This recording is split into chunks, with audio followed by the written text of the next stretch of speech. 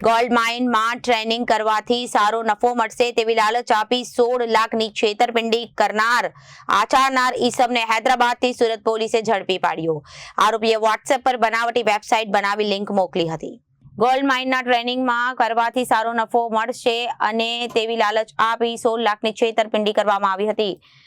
16 લાખની છેતરપિંડી આચરનાર ઈસમને હૈદરાબાદથી સુરત પોલીસે ઝડપી પાડ્યો।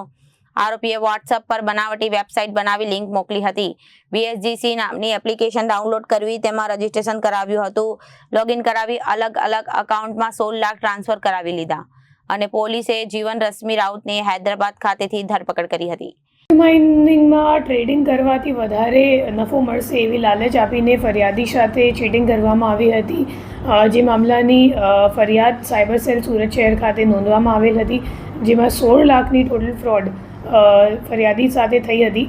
એ કેસમાં પછી જે 15 લાખ રૂપિયા જે એકાઉન્ટમાં ગયો હતો, તો એ એકાઉન્ટનો જે એકાઉન્ટ હોલ્ડર છે એ એકચ્યુઅલી કરંટ એકાઉન્ટ છે અને કરંટ એકાઉન્ટ જેના નામ ઉપર છે, તો એમની ધરપકડ કરવા માટે આપણી ટીમ હૈદરાબાદ ખાતે ગઈ હતી અને હૈદરાબાદથી આરોપીને ઝડપી પાડીને અહીંયા લઈને આવેલા છે અમે। અને જે એકાઉન્ટ છે એને જોતાં ખબર પડી કે આ કમ્પ્લેન્ટ સિવાય હજી 5 કમ્પ્લેન્ટ છે આખા ઇન્ડિયામાં જે એમાં નોંધવામાં આવી છે, જેમાં ટોટલ 3 કરોડનું ફ્રોડ સામે આવ્યું છે।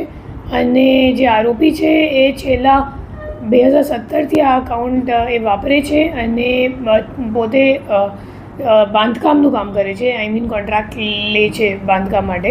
અને અત્યારે એમને કામ મળતો નહોતો, તો ત્યારે ફાઇનાન્શિયલ સર્વિસીસ અને ક્રાઇમમાં લાગી ગયું હતું અને હવે આ દિશામાં તપાસ ચાલુ છે કે આરોપી જેને કરંટ એકાઉન્ટ આપ્યું હતું ટ્રાન્ઝેક્શન કરવા માટે, તો એ માણસને પકડવા માટે અત્યારે અમારી તપાસ ચાલુ છે।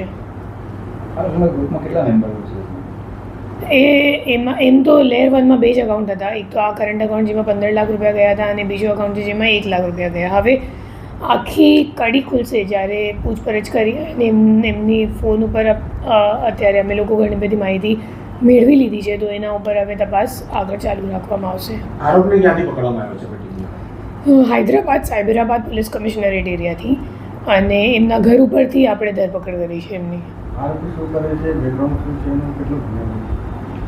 એકચ્યુઅલી મૂળ તો ઓડિશાનો વતની છે અને લાંબા સમયથી હૈદરાબાદ રહે છે અને એમનું મેઇન કામ બાંધકામનું છે, પણ છેલ્લા 2-3 વર્ષથી એમને કંઈક કોન્ટ્રાક્ટ મળતું નહોતું, તો પછી આ દિશામાં આવી ગયું છે। એમના ટેલિગ્રામ અને વોટ્સએપ ચેટ ઉપર ઘણું બધું USDT ટ્રાન્ઝેક્શન્સ અને દુબઈનું ટ્રાન્ઝેક્શન્સ એવી રીતનું ઘણું બધી ચેટ અમે લોકોને મળ્યું છે, તો આ દિશામાં આપણું તપાસ ચાલુ છે। Bureau report, Janadesh news.